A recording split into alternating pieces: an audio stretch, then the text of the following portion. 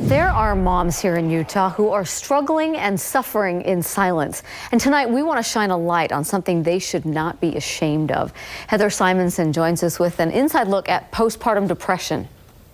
Deanie, it affects women of all ages. 6.4 million women become pregnant each year in the U.S.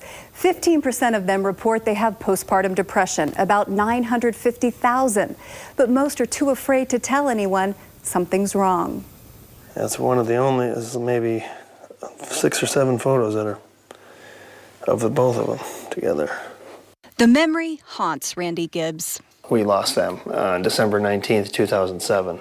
His sister Jenny, an editor at Southern Living magazine, gave birth to Graham just 7 weeks before. I was working that night and I got the call and I just couldn't believe it. I thought, are you sure it's Jenny? Behind the smiles, she was not an open book. Unbeknownst to anyone, she had postpartum psychosis. She took her baby's life and then her own. She couldn't make it. She couldn't tell anybody because she felt so ashamed. So now you're a handful, huh? Jenny Filimoiatu got help after her depression worsened with each pregnancy. By baby number 4, she was out of control. That's when I completely lost mental control altogether. I wanted to tie a satin ribbon around my neck and just die. Just like tight as I could, strangle myself and die. Her husband Phil tried to understand. What the hell just happened? You know, like, so the most level-headed person in my life just lost it. I love my life. I don't understand why you're unhappy. We have beautiful kids. We're in a home. You know, we're taken care of. Like, I don't understand what the problem is. Jenny told healthcare providers she was fine. I didn't know that while I was gone, she was breaking down.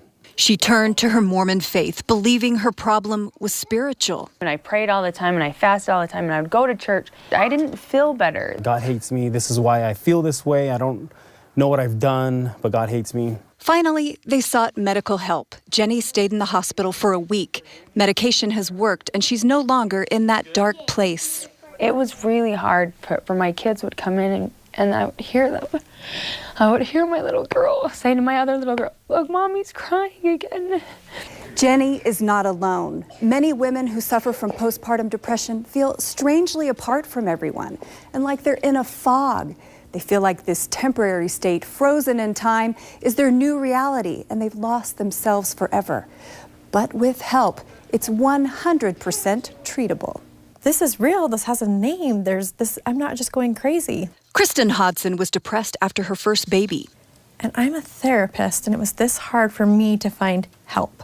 What are all these families in Utah doing that are just suffering in silence? She started the Healing Group, offering therapy and support for women.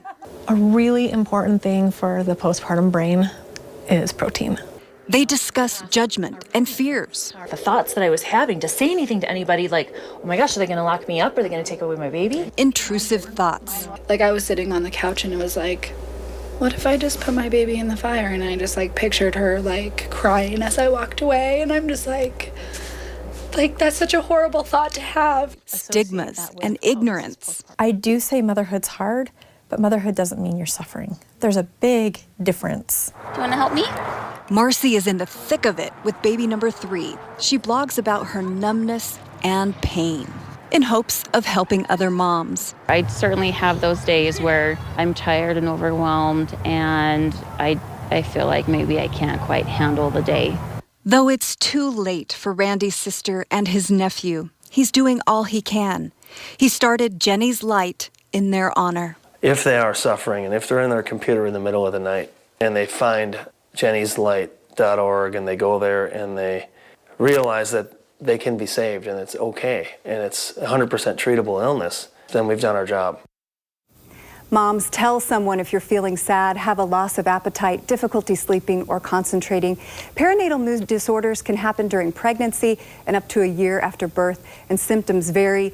There is help, like support groups, and we're going to put all that information on the web. Help is literally a click away. Well, and as you've shown, things from medicine to food to therapy can make such a difference. So this will be helpful to get moms what they need. I hope so, and want to thank these brave moms who spoke out.